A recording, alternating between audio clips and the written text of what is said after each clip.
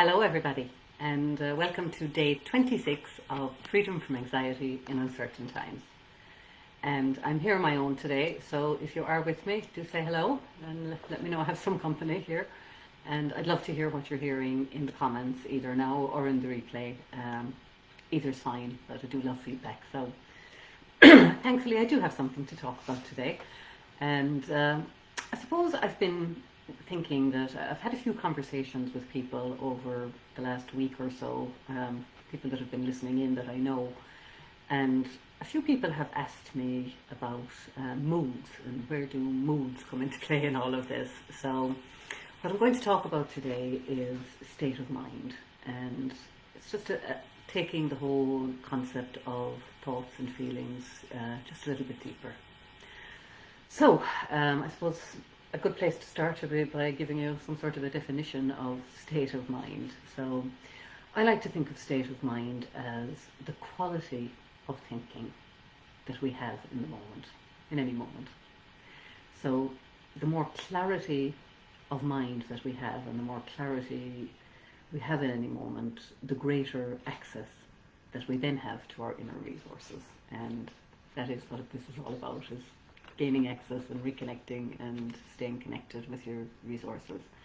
Hi Rosie, yeah, wow, day 26 is right. A few more days and we'll be there. It's flown by. So state of mind. I give you a very simple example of this. So if you were to go on a date or if you were to go on an interview, the more nervous you are about going on that date or interview, then the harder it is for you to show up and do your best. So even in a situation like that, where what's required is that you show up, you talk to another person, and you share your experience, even something as simple as that can become really difficult when we don't have clarity of mind. Excuse me. And after the date or after the interview, when our mind clears, then we start thinking of all the wonderful things that we could have said. So these are all clues about state of mind. So the key point is the less clarity of mind that we have, the more difficult easy things become, or anything becomes really. Now, state of mind is probably one of the most important variables that we deal with as human beings, and it's also an invisible variable, excuse me. And because it's invisible, we don't always see it, we don't always think about it, and we don't factor it in. So I'm hoping that you will by the end of today. So shining a light on state of mind is what I'm doing today. And I'm doing that so that you can see it in action, understand how it works, and experience the benefit for yourself of understanding it and making it visible. So to kick off, I'm going to use a sports analogy. And this could be true for any sport or any kind of athlete, doesn't really matter. So I suppose to kick off with, we all know that the best athlete or best player on a team or the best team doesn't always win. And the reason in this conversation is that the very second that a player goes into their head, their game is negatively impacted. So bring this to life for you, and I think Tiger Woods is a great example of this, because Tiger is well known around the world as a golf genius of sorts. But a few years ago, when Tiger had a downturn in his state of mind, now from the outside looking in, it seemed to be as a result of a series of personal issues that he was experiencing. But it doesn't matter the reason. His state of mind spiraled down, and he was pretty much out of the game because he simply couldn't show up and play the way he had done up to that point.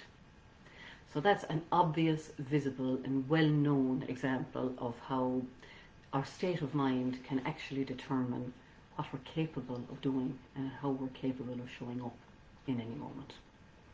So I suppose what we don't appreciate about this is that same variation in how we perform in any area of our life is It's happening all day, every day, for every single one of us. There's no exception and there's no escape. So our state of mind really, really impacts our ability to communicate effectively with other people, to show up and be helpful in situations and be creative and have ideas and solutions. It impacts how we engage with other people. And it also has an impact on our resilience and how our resilience shows up in the face of ongoing change. And if there's nothing constant in life, it's going to be change. So that can be a change due to a virus, it can be a change in the economy, it can be a change in leadership. It really doesn't matter. But our capability to respond to all of that depends on, guess what? State of mind. So the fact that state of mind is invisible, and it is invisible, it's created a lot of chronic stress and unnecessary suffering for a lot of people, me included, because we don't see that the stress and the pressure in our life is coming from our state of mind. And we assume that the stress, the pressure, the anxiety, the disease, whatever it is that we're feeling is coming from the pandemic, the fact that the kids are at home and we have to do homeschooling, work deadlines, finances, the list is endless. And that's what we think is causing the way we feel, and therefore we suffer. So this means that in any area of our life, if we don't understand this and we can't see our state of mind, then we can't show up as our best and we can't make the contributions that we want to make in all the areas of our lives. So because a state of mind is invisible and because it's not seen, it's accepted that stress is part of doing life, or doing business, or doing sport, or doing whatever it is that we're doing. So I'm going to propose that state of mind is like a ratio. And it's a ratio of how open and spacious your mind is to how distracted and cluttered your mind is. And that's something that's just fluctuating up and down every day. Now, the way that we can make a state of mind visible to ourselves is it's how we feel. So we're back to thinking and feeling. You'll notice that the more at ease that you feel, that the easier it is for you to show up, and the easier it is for you to get on with whatever it is you need to do, and the better you do at all that stuff. And the more that you start to feel distracted by your nervousness, your anxiousness, your stress, the pressure that you're feeling, we become more and more incapable. And the reason for that is because our access to our internal resources is changing the more distracted we get. And the resources that are available to us are also changing as well. So that's what's going on. Now, these are all examples of state of mind, and it's a term that we're all familiar with. So, I'm just trying to explore it a little deeper here, because it's something that we all have. It's something that's in all of our existence. It's universal across all human beings, and it's having a huge effect on what we're looking at out in the world through our eyes. So it's not just a state, it has implications. Now, when I work with people, they often come to realize this, and the result of that is they often start grouping their decisions by state of mind when state of mind becomes a bit more visible to them and they understand what's going on. So, and most of my work is done in workplaces. So, in business environments, people mightn't see this in the moment, but when they stand back a little bit and take themselves to the balcony, so to speak, they can really see that all their best decisions are made when they're feeling most relaxed and most at ease. Because when they have that feeling is informing them that they have clarity of mind. And the more clarity of mind we have, and the more open and spacious we are inside, the more our innovation, our creativity, our resilience, our ability to deal with whatever is showing up increases. And the lack of feeling of tension or stress, is the opposite to that. Hi, Catherine. Catherine says, we're going to miss your 30 days Facebook Lives. They've been so helpful. Thank you for doing them. You're very welcome. It won't be ending there, Catherine. We'll keep going in some way, shape or form, however that unfolds. So state of mind then can make a huge difference in terms of how we feel in our lives, and our ability to deal with whatever shows up in front of us. So when we understand this, we start to get a kind of a respect for it, and we start to see that no matter how we try, we cannot outperform our state of mind. Now, in a workplace, we can become more professional about it, and in our lives, we can become a bit more graceful around it, but you can't outperform it. So when we look out through our eyes at the world, it looks like we're dealing with a set of circumstances that we see, or a set of challenges, and they look like they're external to us and like they have nothing to do with us. So if you're a parent, you have a child in your life, and you're dealing and navigating through life with your child. If you're a doctor, you have patients when you look out through your eyes. If you're a manager, you have a budget and a team to manage. If you're a tennis player, you have your opponent that you're playing, and you have the match that you're playing. So this is what we see when we look out, and we don't think that they have anything to do with us. But what an understanding of state of mind does, it puts on the table what's actually happening, the truth of what's actually happening. And that is that our perception of the outside world is coming from our internal state of mind that fluctuates up and down all day long, hence the moods. And therefore we act out from that perspective. Our thinking comes from that perspective. Our behaviour, our actions, and what we think we're capable of doing all comes from that state of mind. So it really is a very important variable, and a primary variable in terms of how we deal with the challenges that we face. So we don't see the world as it is when we look out through our eyes. We see the version of the world that's reflected by our state of mind in the moment. So I just kind of want to give you an example of this to bring it to life a bit for you. So if you think of a tall building, and so in a high state of mind, or if you're on the roof of the building, the world will look one way. If you're in a low state of mind, or a low mood, or on the ground floor of that building, then the world is going to look different.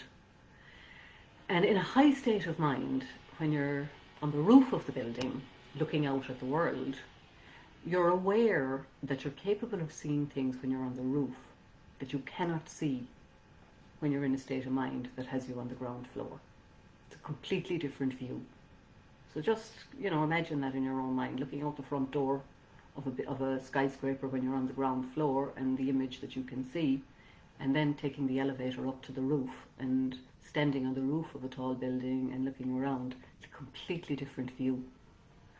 And I guess that's what I'm pointing to, is as our state of mind and our moods go up and down all day long, and they will, the world looks different to us depending on where we are. And that's really helpful. Another example of that would be, parenting. Anybody that's been around children will get this. Like, if your child is showing up with a difficulty or an issue or a problem, and you're in a high state of mind, then you're going to engage with the child. The child is going to look one way to you. You're going to have a conversation coming from a really good place, and you're going to have ideas, and you're going to have insights about what needs to be done. And you'll have a really good conversation, and you'll be compassionate and kind and have all the ideas in the world. So, but as every parent knows, and anybody that's been around children knows this, if you're in a low state of mind and that same thing happens, then you're going to show up in a different way, because that child is going to look different to you, and the thinking that you have is going to be different, and the way you act out that thinking is going to be different. So if you're in a low state of mind and you're distracted by what's going on in your mind, then you might ignore the children because you're stressed and anxious and you just don't want to go there and don't want to deal with them. Or you might fly off the handle and lose your patience with them because you're in a lower state of mind and you're distracted. So it can be the same situation with the child, but you're in a different place because you're in a different state of mind. And later on, when the mind shifts again, and the state of mind shifts, you're probably thinking the way you behave doesn't make sense to you anymore because the world looks different again. So it's the same in the business world. I mean, I talked the other day about writing an email and not sending it. So the next day when, I look at that email, then I'm relieved that I didn't send it because I'm in a different state of mind.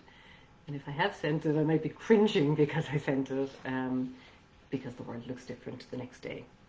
So everything, all these examples, they're all just pointing to the fact that our perception of the external world changes according to our state of mind and according to our mood. And depending on our state of mind, the world is going to look a certain way, we're going to have certain thinking, and we're going to have certain behaviours and certain capabilities. So if I'm working in an organisation with a team of people and they're not performing at their best, so maybe they're working on a difficult project or they've missed a deadline or there's some issue that's difficult. Usually when I go in, I see that they're trying to operate from a stressed state of mind because things are difficult and they're not going very well, and it's normal, it's human. People start to get distracted by the pressures that they're feeling. So when they don't realise that being in a stressful state of mind in and of itself is difficult, then they continue to keep trying to work out difficult issues from a difficult state of mind. And that's not helpful. It's a bit like taking a dirty cloth and trying to clean your house. And the harder you try to clean the house with the dirty cloth, the dirtier the house seems to get. So it's exactly the same thing when we're trying to deal with a difficult situation from a difficult state of mind. What are other examples? If you take a bus or a train to work, there's days where you're going to have a good experience of being on the bus and the train and you're going to enjoy it, and there are other days when it'll be the worst experience you ever had. And you might think that that's dependent on whether the bus is on time or late, the people on the bus, the noise on the bus, the speed of the bus, the traffic, whatever else. And what I'm proposing is that experience is a function of your state of mind, whatever it is. So what else? Same thing if you drive to work. There'll be days when other drivers will annoy the crap out of you and you'll be very reactive and you might be cursing and swearing and sitting on the horn. And there'll be other days where you might laugh at the same behaviour. And again, that's a function of your state of mind. So I suppose what this is really pointing to is that as human beings, we're all operating in the world with this moving target going on inside us. And if we don't understand that we have this moving target, and that it goes up and down all day, and that how the world looks to us, and how easy or difficult things look, or our ability to show up and do our best is dependent on this moving target, then we don't realise that that's what's determining how we view the world and how we interact with the world. So once you do start to understand it, and once you do start to see how it works, then you can make allowances for it. You can adjust for it. You can see it at work and see it play out. And you can factor it in. And maybe wait a while if you know you're in a low state of mood to just wait. And when you get to this understanding, somehow you're no longer an unknowing victim of your own lack of a clear mind, because that's all that happens when your state of mind goes down, is that your clarity disappears, and when it rises up again, your clarity comes back. So you can start navigating to that. And instead of attributing, the difficulties that you experience in terms of stress and pressure and anxiety to the external circumstances and just soldiering on and pushing through and trying to continue to work through what looks difficult from a difficult state of mind, instead you start to see them as a function of your state of mind. Now, That alone is going to make a huge difference when you really see that. Because when you see where your stress is really coming from, you also see what it's telling you. And this is really important, because when we can take the message and take the learning from what's going on, that's where we have an experiential experience of it and where we feel the impact. So once you see that it's an effect of your state of mind, and you know where it's coming from, that's really helpful. We access our capabilities in any moment through our state of mind. And if your inner resources don't seem to be available to you, then that can be an indication that you're in a low state of mind, that you're distracted by your thinking, your clarity has gone down, your distraction has gone up. And so, you know, it's a good idea to kind of just wait a little while until your state of mind bounces back up again, or rises back up again, and you'll have better capabilities, you'll have better access to your inner resources. So state of mind then is a headspace, it's a mental space, and as I said, it's a ratio of an open mind or a clear mind to a distracted mind. So these are all undermining people's performance when they don't know what's going on, whether it's a date or in a meeting or in an interview or raising your children or going to the doctor or whatever it is. It just doesn't matter. You know, it's like the content of your thinking doesn't matter, the circumstances don't matter either. What really matters is understanding the nature of state of mind, the nature of thinking and feelings, and how we can understand what our feelings are telling us. So when we're distracted and we're feeling pressure and stress and uneasy in our bodies, in our body, and all the things that we don't want to feel, then, you know, I really encourage you to just try and remember the message, because all it's telling you is that your state of mind has dropped, that you're not creative or insightful or resourceful as you usually are, and that things are just looking harder right now, because that's how it looks based on your state of mind. So the opportunity, I suppose, is to see that your own state of mind is not something that's non-negotiable. It's not something that's real and solid and unchanging. The opportunity is to start to see the movement in your own state of mind, to see it go up and to see it come down and go back up again and back down again, because that's what's happening. And to look for the possibility in this, and to see that when you are in a low state of mood, that, you know, whatever thinking comes to mind or whatever actions come to mind are probably not the most insightful and not the most resourceful, like sending that email. And sometimes it's just better to kind of take the hands off, take a step back, and just sit it out and wait until that state of mind comes back up again. So that's the message for today, guys. So have fun with it, and go play and see what you can see. And I'd love to hear what occurs to you. So that's it for today, and I'll see you tomorrow for day 27. And we're working on getting the group up and running, the Reconnect with Heart group, to continue after November, and I'll have no more news for you on that in the next day or two. So have a wonderful day, and I will see you all tomorrow. Love to all. Take care.